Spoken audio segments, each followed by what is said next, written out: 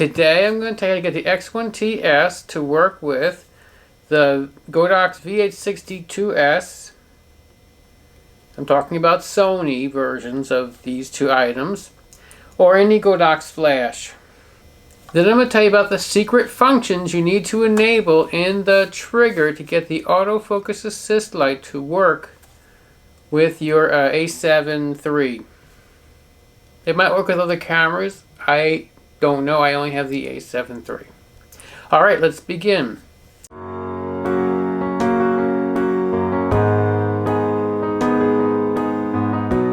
The first thing we're going to do to get the flash to work with the trigger, you must of course turn it on. There we go. Now you must press the lightning bolt button once, and you see over here it has a lightning. This is not what we want. Press it again. This is slave mode, but it's slave mode with lightning, which is the wrong one. Push it again. Now we have the radio signal, but this is not the slave mode.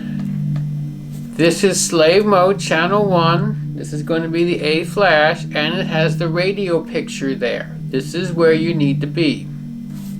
I will now turn the trigger on. Well, no, that was off. Now the trigger is on. And if I hit the trigger button, we're going to get a flash. A lot of times people go into the slave mode, but they have the lightning bolt there. But if you want to use the X1-T trigger with the radio frequency, you have to have it on the little dot with the two semicircles, the radio antenna that has to be present.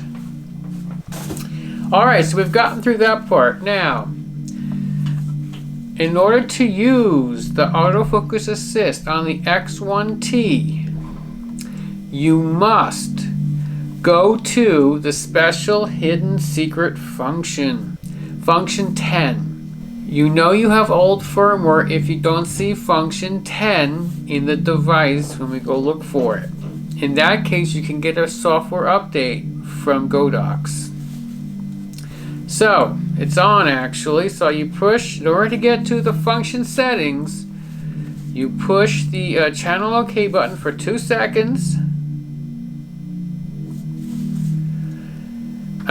Select the custom function number with the wheel. 1, 2, 3, 4, 5, 6, 7, 8, 9, 10. Function 10, when set to a 1, will make it use the autofocus assist here on the front of the Godox instead of the one on your camera. This one is much less blinding. Now let's see. In order for you to change it, I'm going to go back there again. Okay. Function 10. To change the button, press the to change the number, press the GR button, and it'll blink, and then use the dial to set to the 00 is what it is what it comes in by default, and I'm going to turn it to 01, and then I'm going to press the GR button. Will confirm the settings, GR button, and then press the mode button to exit. So now if I put the Sony camera on it, the autofocus assist light, if it's too dark, is going to come out over here.